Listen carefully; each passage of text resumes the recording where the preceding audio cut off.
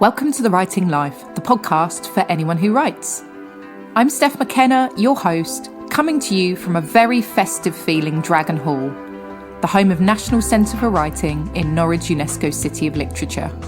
In our final episode of the year, we're embracing all that is magical about the holiday period by chatting to YA author Abiola Bello about her experience of writing a best-selling Christmas book. Abiola Bello is a Nigerian-British author celebrated for her contributions to children's and YA literature. Born and raised in London, she's a passionate advocate for diversity in books for young readers. Her debut YA novel, Love in Winter Wonderland, became an Amazon #1 bestseller in 2022, earned accolades including the bookseller's One to Watch, and was featured on an Amazon billboard in Leicester Square. Her latest book, Only for the Holidays, came out last year. So in this episode, Abiola speaks to my colleague Caitlin Evans, a fellow Christmas enthusiast, about the inspiration behind her festive romantic comedies, tips for creating the perfect Christmas setting, and the art of creating relatable young adult characters. They also discuss her approach to writing dual perspective stories and her favourite romantic tropes. So grab a cup of something warm and let's join Caitlin for this delightful conversation with Abiola Bello. Hi, Abiola. Thank you for joining us on the Writing Life podcast today. Today, we're going to be talking about writing a festive bestseller, which is actually very timely because as we're recording this, we've just had our first snow of the season in Norwich. So I feel very festive and I'm ready to talk about Christmas books. So yeah, today we'll be talking about two of your books that are set at Christmas, Love in Winter Wonderland and Only for the Holidays. Would you like to tell our listeners a little bit about both of those books? Yes, I will do. So Love in Winter Wonderland was my first YA book.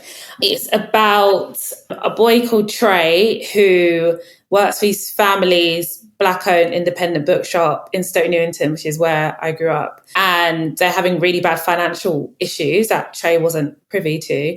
He finds out that they're probably going to close up after Christmas and there's some developers that want it. And Trey's kind of, he's not super interested in the bookshop. He kind of just has to work there because it's like a family bookshop. After that, he's pretty determined to figure out a way to save it. And then Ariel is my little artist girl and she wants to get into this arts school. That's very expensive. And she's just lost her dad quite recently. So her mum is kind of struggling being a single parent, doesn't work in a very well-paid job. So Ariel's trying to get a job to help pay towards tuition of this art school she wants to go to. And also it's the art school her dad went to as well. So it's really special to her family. And she ends up getting a job at Wonderland, which is the bookshop that Trey's family own. And Ariel's kind of always had a bit of a crush on Trey. And Trey's never really paid much attention to Ariel. Trey's got this girlfriend, Blair, who is nice. Trey and Ariel get closer as they start working towards ways to save the bookshop, and that creates a lot of tension with Blair and Ariel and Trey. It becomes this very messy Christmas love triangle, which is what I love in life. And then Only for the Holidays is about a girl called Tia, who is from South London, and she's been dating Mike for a year or so. And Mike turns around very out of the blue and says he wants to have a break because he feels like he's been very Tia focused and not Mike focused. And Tia's very much like, I'm sorry, what? So Tia's kind of on a bit of a spiral. And then there's Quincy, who lives in White Oak, which is my fictional little village area in the countryside. And his family own this kind of holiday home called Staines Hedge Farm. And Quincy's just gone for a breakup with his girlfriend Callie because she's done something really bad with his best friend Simon. So he's kind of lost two people he loves and he's just trying to crack on, but he's in a small little village. Everyone knows everyone's business, and his family have been asked to be in charge of the annual winter ball, which is a massive deal, a massive honour. But it's very old school. You need a date, and now he's stressing out about not having a date. Then back to South London, Tia's mum, who's been having quite a hard time in life, her luck is changing, and to kind of celebrate, she wants to take her girls on this little Christmas trip to Staines Hedge Farm. And Tia is very me. She doesn't like the countryside. She's scared of horses. She just, this is just not her energy.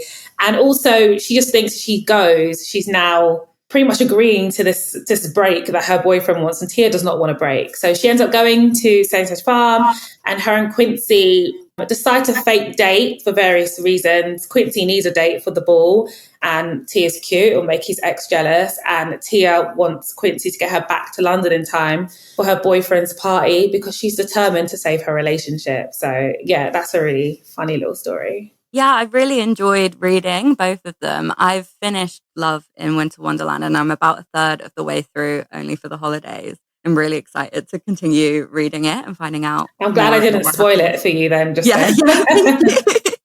Thank you. Everything you said, I was like, I already know this. Okay, good. I was mentally prepared for spoilers though. So what was it that inspired you to write romantic comedies set at Christmas? And did you decide that you wanted to write YA books that were set at Christmas first, or did you come up with the characters and the story first and then decide to set them at Christmas? To be honest with you, it wasn't any of them. I am a middle grade author, and I tried my hand at a YA and it didn't sell. And one of the feedback we got from one of the editors was, if Abiola writes a romance, I want to read it. And I took great offense to that because the book I wrote was not a romance at all. So I was just like, why is she talking about this? Why don't she focus on what I was saying? So me and my agent discussed it quite in length. And then she said to me, like, have you ever read a Christmas book with Black people in it before? And I was like, no. And she was like, why don't you write one? I was like, well, I don't think I'm good at writing YA because clearly I'm not good at it. And I've read some Christmas books. I always find them quite cheesy. So I wasn't really sure, but I was like, let me just come up with an idea. And then, to be honest with you, the concept Love in Winter Wonderland came very, very quick to me. And my agent was like, yeah, it sounds great. Write it. So that was literally it. So it wasn't like a want, like, oh, I've been wanting to write a Christmas book. It wasn't anything like that. I didn't even really think I was going to write YA again, if I'm honest. So it literally was that editor saying that, and then my agent kind of being like, I think you can do this. That was it. Right. And in terms of that process of writing a book that was set at Christmas, did you start writing it during like the festive season? I did actually. Yeah, nice. Yeah, Love in Winter Wonderland. I started writing it in December, I think just after Christmas. So I was still kind of in my Christmas vibe. Yeah. And I was just trying to think about the things that me and my family do, for both the books actually, what me and my family do at Christmas. Like in Winter Wonderland, there's like references to Home Alone, because I feel like everyone watches Home Alone every Christmas. Like you just have to watch it at Christmas. And then like in Only for Holidays, it was more about like the type of food they eat. Like we kind of have a fusion of like mixing like Nigerian food with like traditional British Christmas food and mixing all together and stuff. So yeah, it was quite easy to write, I guess, during that time. And some of the lights are still up as well. And I think London is prettiest at Christmas. Yes, absolutely. With all the lights. So yeah, that did help a bit, to be fair. I just wanted to write a book that wasn't cheesy Christmas. I wanted to be like a cool Christmas. I don't know, kind of thing. Yeah, I get what you mean, where it's like set at Christmas, but it could be a story outside of Christmas as well. Yeah. So I guess you've answered my next question, which would be kind of how to stay in the festive mindset when you're writing something that is set in the festive season. Well, Only for the Holidays wasn't written in the Christmas season. Wow. Yeah. But one, I'd already done it, to be fair. And I think a tip that I would give is just think about all your favourite Christmassy things. And the majority of the Only for Holidays are set in the countryside. So I did actually go down to the countryside.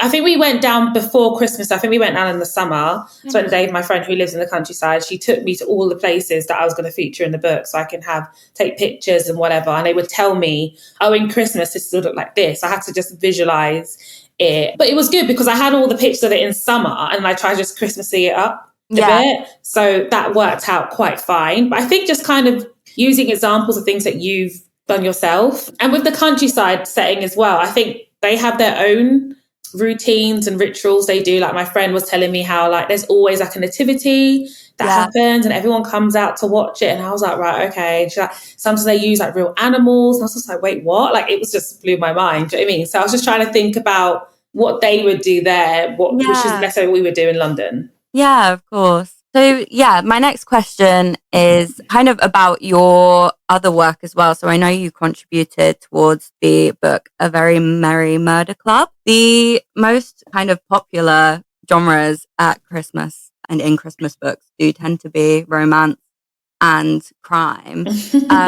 What do you think it is about those two genres that kind of go hand in hand and make people want to read them at Christmas time? I don't know. It's quite funny, that, actually. I think what I like about romance and crime is that it has a formula. So you kind of know what's going to happen to an extent, but there's that twist, isn't it? So I think maybe at Christmas people just want an easy life, and they know, like, if I get a good romance, I can cozy up and feel all bubbly. If I want a good little crime thing, I can get a bit switched on. But I also kind of know what to expect. So because I think towards the end of the year, everyone's just really tired and they just want an easy life. So maybe that's what it is. I didn't know crime was like a top pick at Christmas. That's really funny. Yeah, there's a lot of Christmas crime books, actually. That is actually they're funny. Everywhere. But then I think a lot of people do refer to crime as being like cozy crime. Yeah, there is cozy crime. There definitely is. Yeah. That's maybe just people just want to kill people at the end of the year and they live through the crime books or something. I mean, Christmas can be stressful as well, I suppose. Yeah,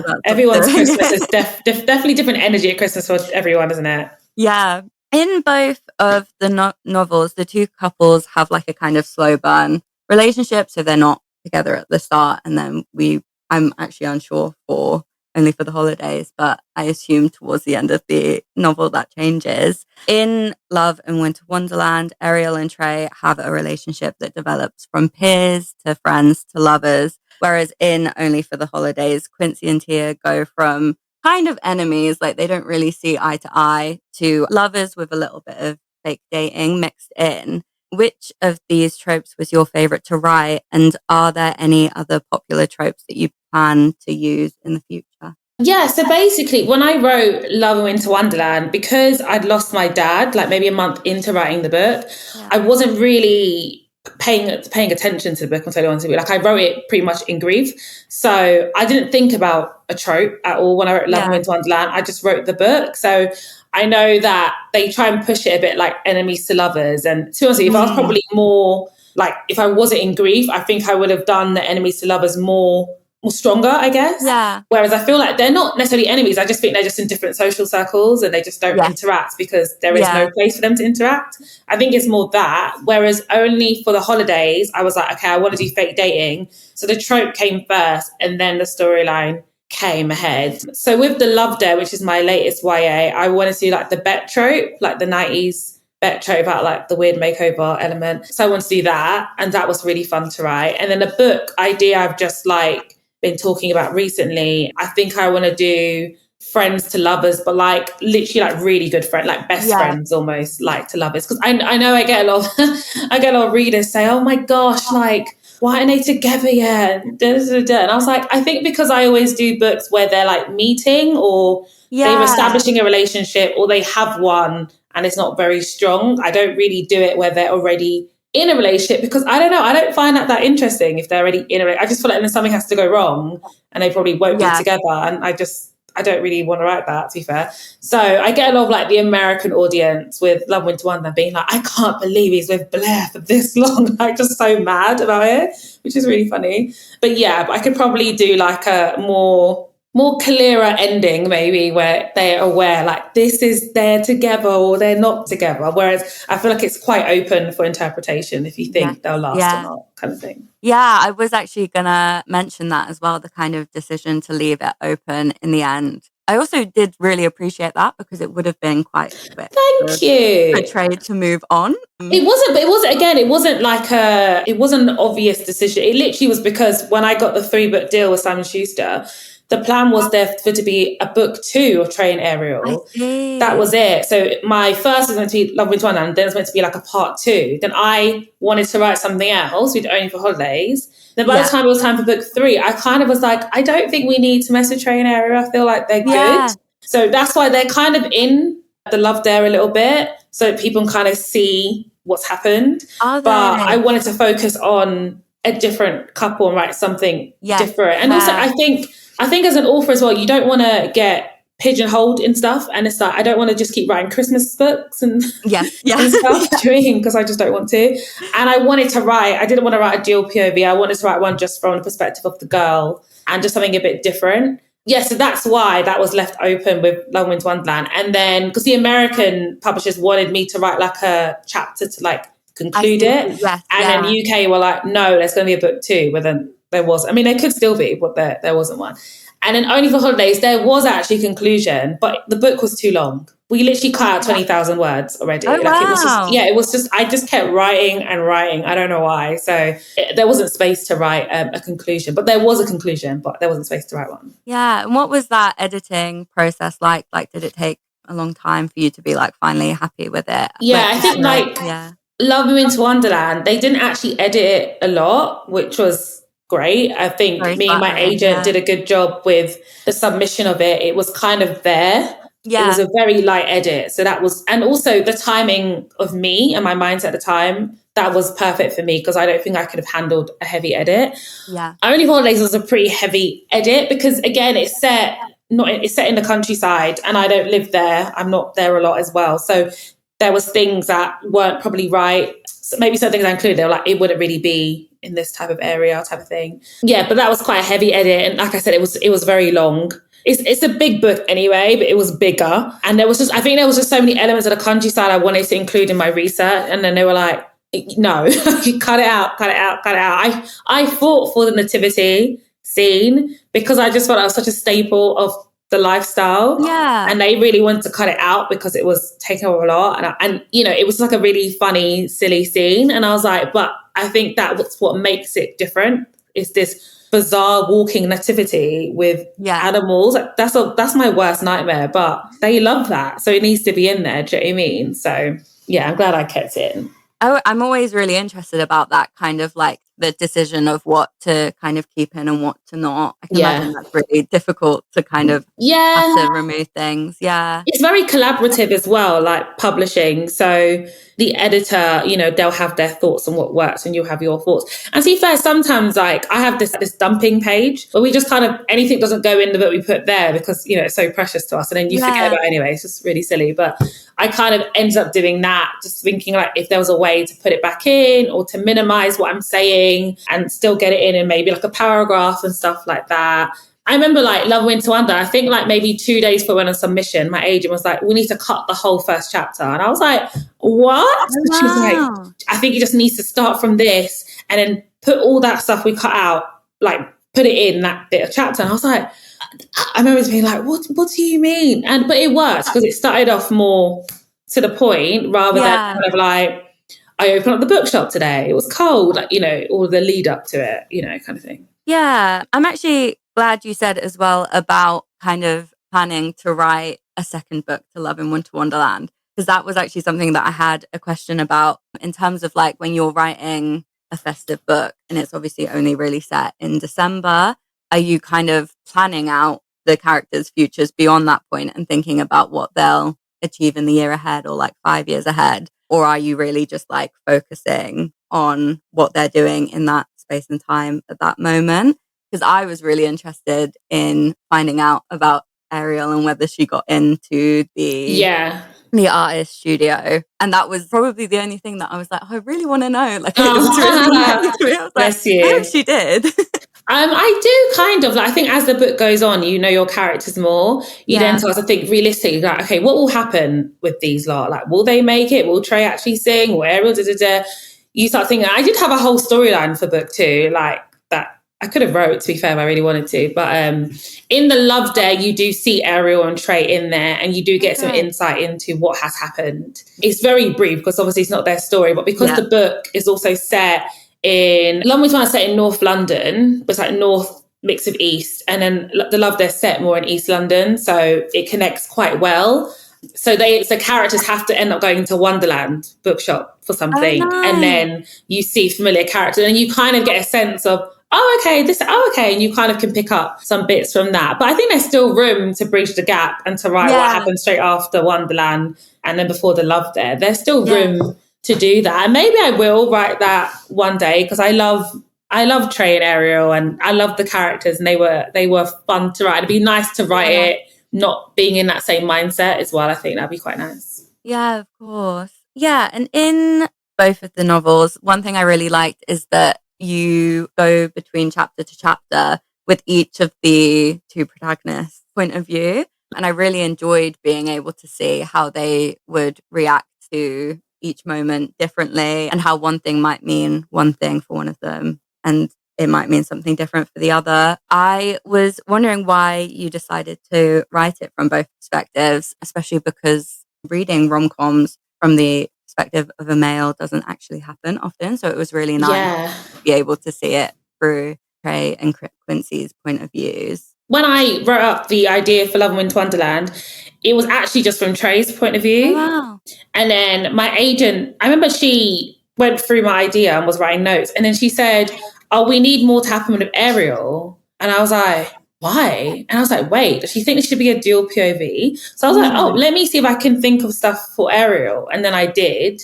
And then it became a dual POV. And then I think when I wrote Only for Holidays, I just did it in the same fashion. And then after I was kind of like, okay, I kind of want to break from the dual POV. Even I do like it, to be fair, because I just find it quite funny, just seeing how the male and female react and stuff. It's just quite funny. But also there's like one of my favorite YA books ever is Holding Up the Universe by Jennifer Niven. It's like my favorite. And when I decided to write in dual POV, I reread that book because she writes Jack and Libby like so well. And then when they connect together is one. And when you're seeing a different point of views, I just love that. And I was like, oh, that looks so hard. I don't know if I can do that. So then suddenly I was like having to do it. And I actually enjoyed it a lot. And I was shocked that I was able to do it. Yeah, I really enjoyed reading it. I think it also kind of allows the reader to be able to empathize with both of the characters more. I think a lot of kind of romance novels are obviously a lot of the time people are empathizing and relating to the female lead. So it was really nice to have that with both sides. And I think with Trey, if it was just from, I think if you didn't have Ariel's POV with Trey, I think Trey could maybe come across not well because he is the one in the relationship and, you know, he's not really handling that great. And then, you know, he is trying to help his family, but then he didn't want to help them before. So I think you could maybe villainize Trey a little bit sometimes. And I think Ariel balances it out because her softness brings out his softness more. Yes, yeah. And I was wondering about that as well, kind of the decision to make Trey someone that's in a relationship and is kind of battling feelings for two people. I just love a love triangle. I'm not gonna lie to you. Do you know what? It's just the best tension in the world and it's just so messy. And also I think it's for me to try to understand how does a love triangle even happen in the first place? Like, you know, you're in a relationship, you know he's in a relationship. So what is going on here? And I think just to explore that and see that it's not very black and white. And it wasn't with any ill intent because I was wondering, like, are people going to be mad at Ariel because she's like crushing on a guy who's in a relationship and she's not trying mega hard to kind of stay away from him and to not let feelings get in the way. I don't think she is. I feel like Blair, as much as Blair is Blair, I feel like she's justified in some ways because like this girl is really quite openly crushing on her boyfriend and you're seeing that he's starting to like her and that's not nice to witness it. You know, she's seeing it happen in front of her. So, but yeah, no one's really ever villainized Ariel for it, which I think is quite funny. But yeah, I just think love triangles are a great way to have tension in a young adult romance for sure. And I think just trying to see that there are just layers sometimes to situations, which I think we need to sometimes give grace to sometimes. Yeah, absolutely. And with Ariel, I think it mostly is because I suppose people, I mean, I know when I read it, I didn't like Blair. Like I was just kind of was unsure of her, but I could also see that she was nice to Trey and I could see why they were just nice to Trey. Yeah, she's nice to Trey and her sister. That was all she was nice to. Exactly. And yeah, because of that, I think that's why people kind of empathize with Ariel more, most likely. I think we see something similar in Only for the Holidays as well when Tia first meets Quincy and she's obviously got her reasons for not wanting to be at the holiday home because she wants to be with Mike. And there's kind of a similar thing with her where there's kind of moments where it's like, well, she should be more appreciative of her mom and she should be... Oh, Tia's a brat. Like, she is a bratty little girl. She's just so... I think Tia represents more teenage girls that I'm aware of. You know, they're just quite in their own little land. She, Tia has struggled with the problems her families have had, and she's aware of it. But the same breath, I think she's slightly resentful because she's like, my whole life has changed. Yeah. And Mike came along and was just this like light. So she kind of just gave him so much praise that wasn't deserved at all. And then if she took herself out of the situation, she'd realize he doesn't actually treat her amazing to be getting that much praise in the first place, but she can't see it. So then when she goes to holiday home, instead of being grateful that I can't believe we can come to something like this, and oh my gosh, like what a break from our routine, and look at this gorgeous place we're staying in. She's just so focused on this anchor that she thinks she needs to have. And Quincy is like the nicest person in the world, I think. He's just so lovely. And, and Quincy's like, he's this beautiful person to look at. And she's aware of that, but it's almost like she doesn't even think she deserves that level of niceness, which is really sad. And I think this is where a lot of nice boys, get friend zoned, because you have these girls who think we need to give these boys who don't call us back and don't actually tell us where we stand, rather than Quincy, who's just so like loyal, and he would never treat a girl like that. And he gets annoyed with his brother, who is this player, and he's just like, where's your respect for women? Like, he's so like honorable. Yeah. And those are the guys that get friend zoned. Yeah, I think obviously a very real kind of teenage experience. I think that's why, like, it's easy to read these books as an adult and be like, why are they making these choices? It's like, what so much easier. And I've made all these choices. Like, I've been in these positions, and it's like, why did you think this guy was like, now I look back, I'm like, this guy was awful. Like, and then this guy that liked you was lovely. And you just kind of was like, oh, this is my bestie. You just like put that title on him. You learn from it, don't you?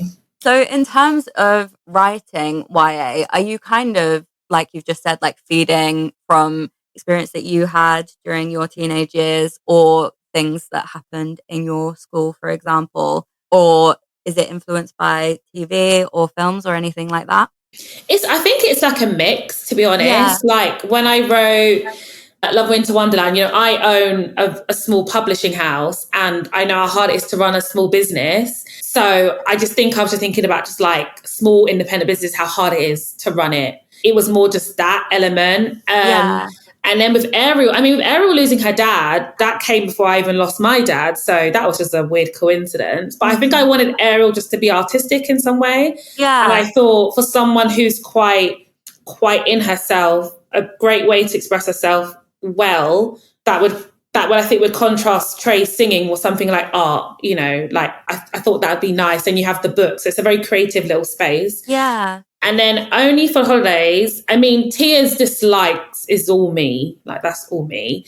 And then she loves to bake, which is like one of my best friends, like an amazing baker. And I wanted like a modern family, because I feel like that's just a very normal thing now in 2024. Yeah. And I don't think that's reflected a lot in books. So I wanted that. And I remember, like, I know this lady, she's married to a white man, and she has mixed race kids. And she always gets asked, like, are they yours? And like, all like stuff like that. And I just thought, God, that's so annoying. Oh, let me put that in the book. So that was that. Yeah. And then I always want to write about families that are successful in some way. So I wanted Quincy's family to be, they're not necessarily rich, but they're good. Do you know what I mean? They're well off. Yeah. And I kind of wanted this prominent Black family in this very white neighborhood, but they've got a really good status there. And I kind of wanted that contrast of Tia kind of losing everything and her family's down again, to Quincy, who seems to have it all, and just those worlds colliding. But Quincy's not an arsehole about it. He's very much like, oh no, it's just my house, isn't it? Like, he doesn't even, like, Tia goes into the kitchen, she's like, oh my gosh, the kitchen's made, and he's like, is it? Like, he just is so unaware of his privilege in that way, which I thought was interesting, because we don't see characters like that in a position of privilege in the first place. Yeah, I did really enjoy that. I enjoyed, like you said, about your agent kind of asking you if you'd ever read a book about Black people at Christmas. I enjoyed seeing kind of the different perspectives in terms of, obviously, Love in Winter Wonderland is set in London. They had a very diverse friend group, everything like that. Whereas in Only for the Holidays, we see Tia obviously go to the countryside. And she very quickly feels like people are looking at her because she is Black and looking at her family, maybe because they're a mixed family, like you said. Was that something that you wanted to include, to be able to kind of show it from the perspective of being in London, where it is obviously very diverse, and then being in the countryside where it isn't? 100%. I mean, one of my best friends lives in Kent, and when I go see her, and she'll show me these houses that were gorgeous. And I was like, oh my God, I'd love to live here. And I think we both were kind of like, I mean, I'd be the only one like living here. Do you know what I mean? Like it's just very white. Yeah.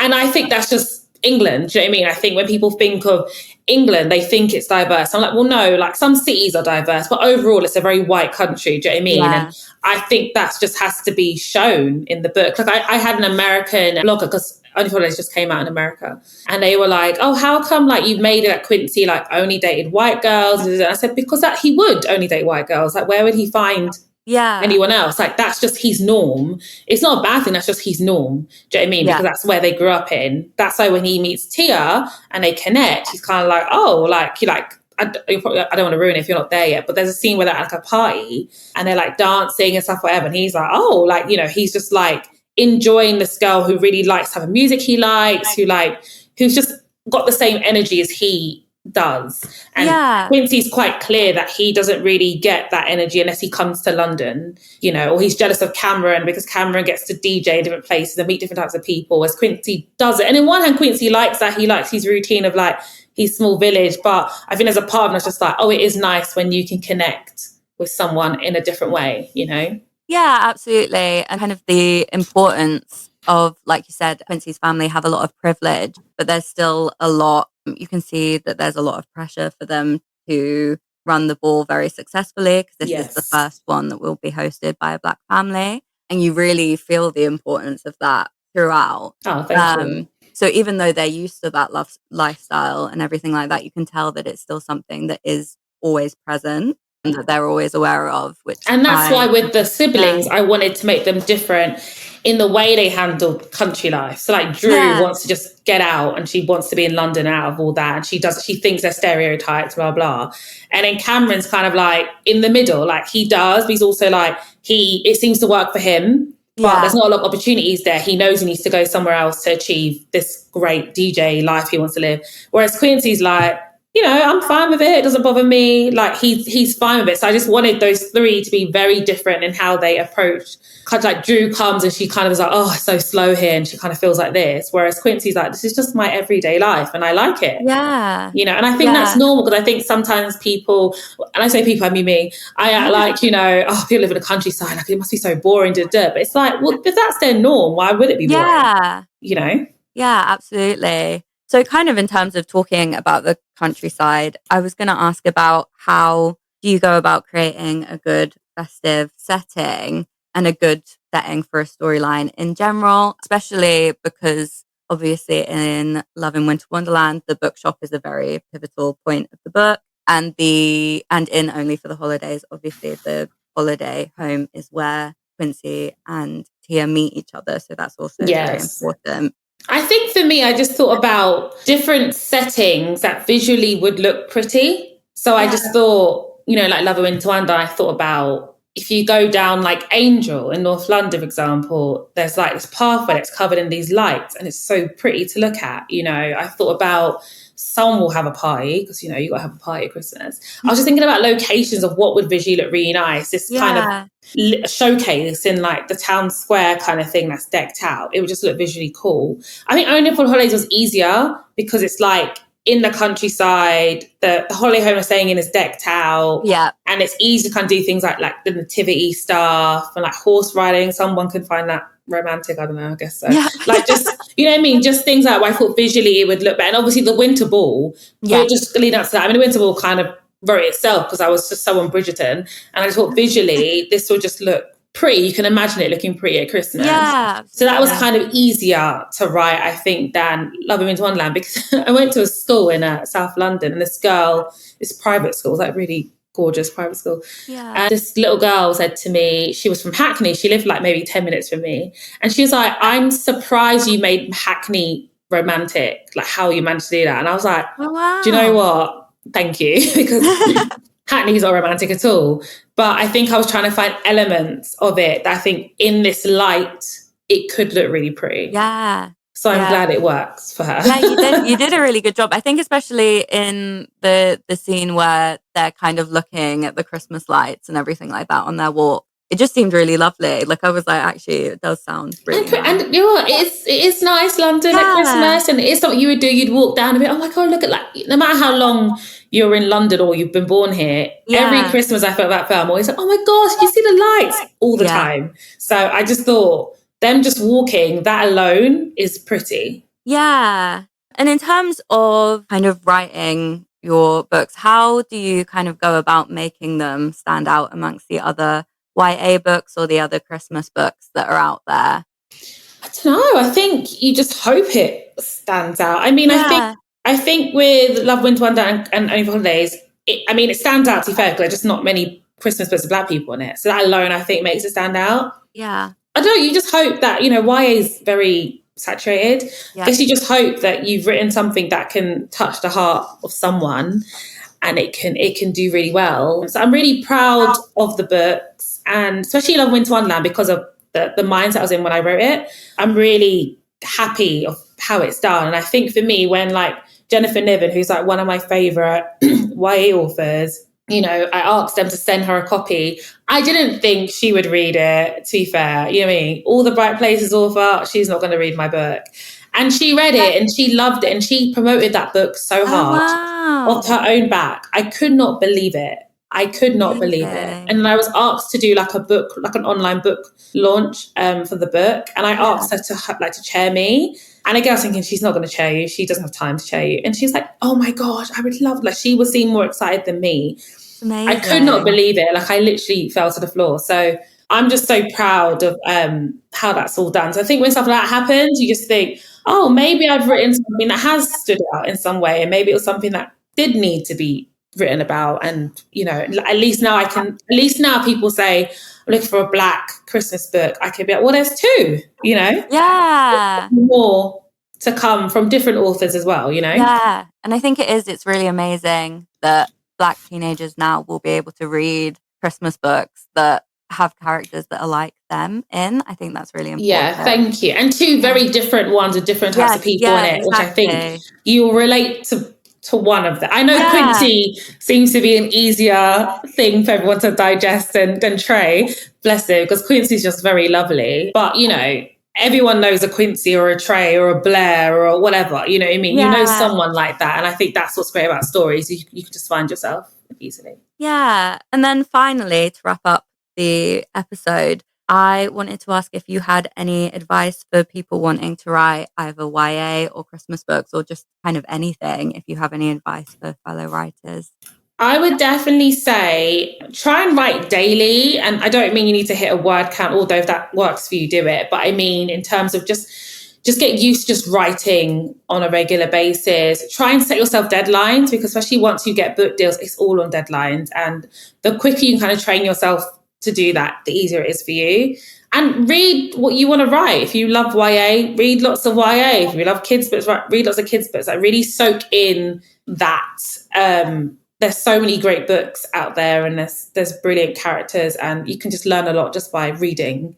Yeah, just write the story that you want to read. Have fun with it. Don't write to a trend, because trends change all the time. I think dragons was a massive thing. I think dragons are on their way out. Do you know what I mean? Like, I think, just write what you love to write, and put your own quirkiness in it. And whether it's about you, that's unique. Whether you think it's a good or bad thing, put that in, and that's what will make the book stand out. And just enjoy it, because writing is so much fun. So just enjoy it. Yeah, great. Thank you so much, Abiola, for joining me today. Thank you. A big thank you to Abiola Bello for sharing her time and insights with us today.